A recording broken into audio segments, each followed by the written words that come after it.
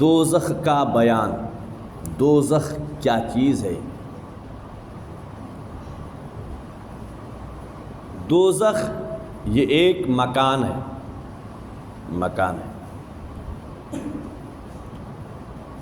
کہ اس قہار و جبار کے جلال و قہر کا مظہر ہے. جس طرح اللہ رحمان ہے، رحیم ہے، کریم ہے.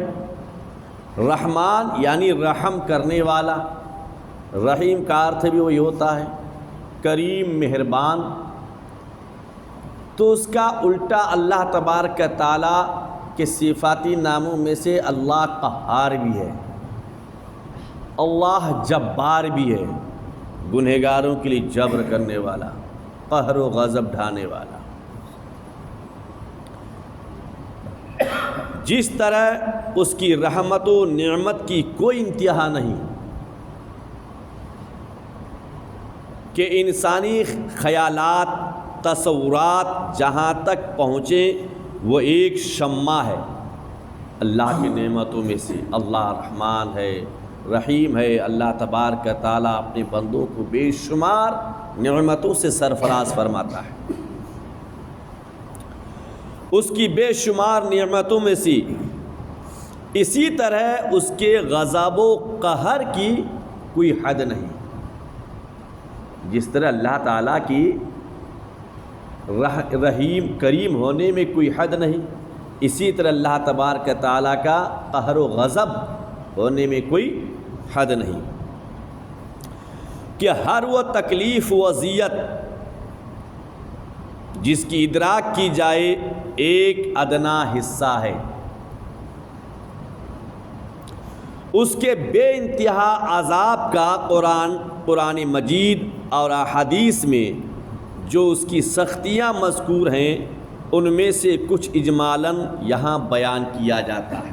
قرآن پاک میں اللہ تبارک تعالیٰ نے جو عذاب کا بیان کیا ہے، مسلمان دیکھیں اور اس سے پناہ مانگیں، بغور سنے اور جہنم سے پناہ مانگنے کی کوشش کریں، اور ان اعمال سے بچیں جن کی جزا جہنم ہے. اہل ایمان جو مسلمان ہے، ایمان والا ہے، ہر وہ کام کرنے سے بچو جس کام کے کرنے سے تمہیں جہنم یا ہمیں جہنم جانا پڑے.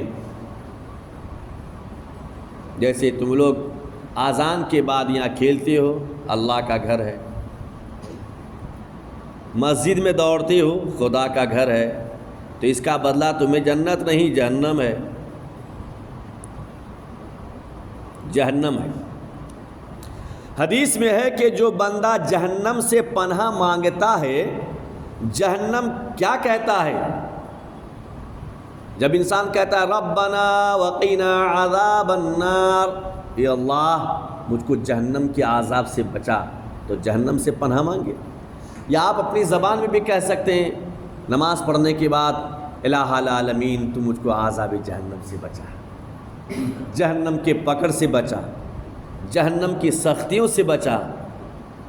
تو جہنم اس کے بدلے میں کیا کہتا ہے؟ جہنم کہتا ہے اے رب یہ بندہ مجھ سے پناہ مانگتا ہے تو اس کو پناہ دے دے. سبحان اللہ. جہنم بھی کہتا ہے اگر ہم جہنم سے پناہ مانگیں گے 5 ٹائم اللہ کے بارگاہ میں، تو جہنم بھی کیا کہتا ہے؟ مولا یہ بندہ میرے شرارے سے، میرے عذاب سے اور مجھ سے پناہ مانگتا ہے، مولا اس کو پناہ دے دے، مجھ سے دور کر دے.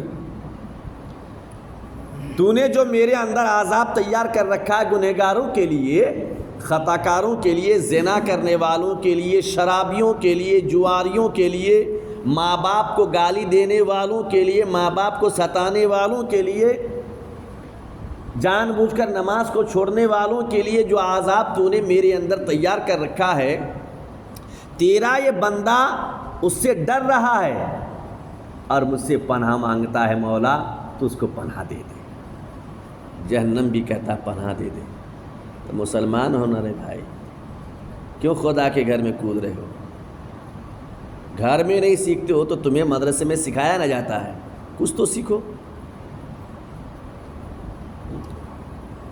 قرآن مجید میں بکثرت ارشاد ہوا ہے کہ جہنم سے بچو۔ قرآن کے بے شمار مقامات میں اللہ تبارک تعالیٰ نے ارشاد فرمایا ہے کہ جہنم سے بچو، دوزخ سے ڈرو۔ ہمارے آقا کریم رؤوف الرحیم صلی اللہ تعالی علیہ وسلم ہم کو سکھانے کے لیے کثرت کے ساتھ اس سے پناہ مانگتے۔ جہنم کے شرارے اونچے اونچے محلوں کے برابر اڑیں گے۔ شرارے بولتے ہیں جب آگ بھڑکتی ہے تو پھول مانند اوپر جاتا ہے نا، لال لال، اس کو بولتے شرارے، اسی کو شرارے بولتے ہیں۔ تو جہنم کے شرارے یعنی پھول اونچے اونچے محلوں کی برابر اڑیں گے، اس قدر اوپر جائیں گی آگ، کیسے برداشت کرے گا؟ قرآن پڑھتے ہو، مدرسہ آتے ہو تو کچھ سیکھو، ماں باپ کی ادب کرو، خدا کے گھر کی ادب کرو، ورنہ آئے گئے فائدہ کیا؟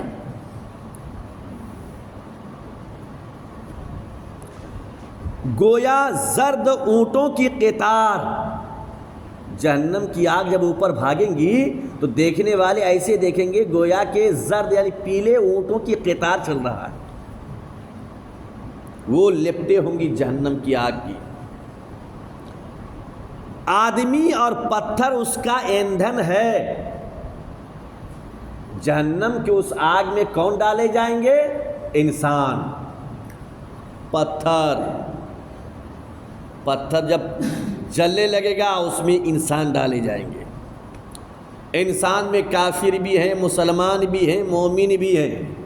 کافر تو پکا ڈالے ہی جائیں گے، لیکن مسلمانوں میں وہ مسلمان جو نماز چھوڑنے کی عادی پڑ چکے ہیں جنہیں، وہ مسلمان جو ماں باپ کو گالیاں دیتے ہیں، وہ مسلمان جو شراب اور دارو پیتے ہیں، وہ مسلمان جو جوا کھیلتے ہیں، وہ مسلمان جو کسی کا حق مارتے ہیں، حق مارنے والا، وہ مسلمان جس نے کسی کا حق غصب کر لیا، ایسے لوگ قیامت کے دن اس جہنم کی آگ میں ڈالے جائیں گے۔ مشکاۃ شریف صفحہ 502 میں ہے، جو دنیا کی آگ ہے اس آگ کے 70 جزءوں میں سے ایک جز ہے دنیا کی آگ۔ جہنم کی آگ جو ہے اس کو 70 جگہ بانٹو، تھوڑا تھوڑا 70 جگہ تقسیم کرنے کے بعد ان میں سے ایک حصہ نکالوں تو وہ ایک حصہ دنیا کی آگ۔ تو بتاؤ جہنم کی آگ کیسے ہوگی؟ جب دنیا کی آگ میں ہم انگلی ڈال نہیں سکتے تو جہنم کی آگ میں کیسے جلے گا؟ رے بھائی سیکھو نا کچھ، ادب سیکھو۔ ماں باپ کو گالیاں کیوں دیتے ہو؟ ادب سیکھو۔ ستاتے کیوں؟ خدا کے گھر میں آ کے ناچتے کیوں؟ بارہا بولتا ہوں، مدرسہ آتے ہو تو اپنی جگہ ادب سے بیٹھ جاؤ، پڑھائی کرو۔ مدرسے میں بیٹھنا بھی عبادت ہے، اور اذان دینے کے بعد دوڑنا، ادھر بھاگنا ادھر بھاگنا، کتنا بڑا عذاب ہے۔ جس کو سب سے کم درجہ کا عذاب ہوگا قیامت کے دن، اللہ تعالیٰ جس کو سب سے کم درجے کا عذاب دے گا، اس کے لیے عذاب کیا ہوگا کہ اس سے آگ کی جوتیاں پہنا دی جائیں گی، آگ کی جوتی پہنائی جائیں گی۔ تو یہ سب سے کم درجے کا عذاب ہے۔ تو کس میں طاقت ہے آگ کی جوتی پہن کے رہے؟ پہن پائے گا؟ یہ کس کو پہنایا جائے گا؟ جہنم کی آگ میں کس کو ڈالا جائے گا؟ انسان ہی کو، چاہے کافر ہو مسلمان ہو۔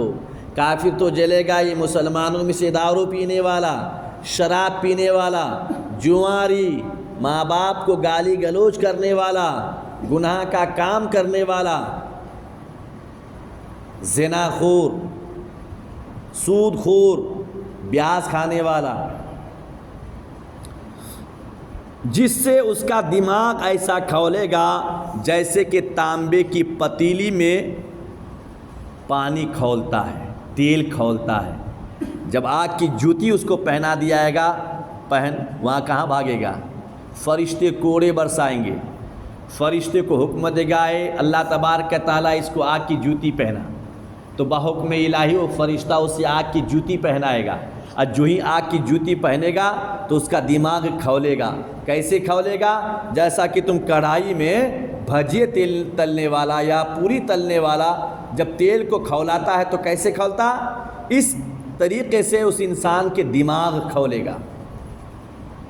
کتنا بھیانک عذاب ہے! تو جہنم کے عذاب سے ڈرو، ادب سیکھو، احترام سیکھو، نمازوں کی پابندی کرنا سیکھو، ابھی سے ماں باپ کی ادب و احترام کرنا سیکھو۔ اللہم صلی علی سیدنا شفیعنا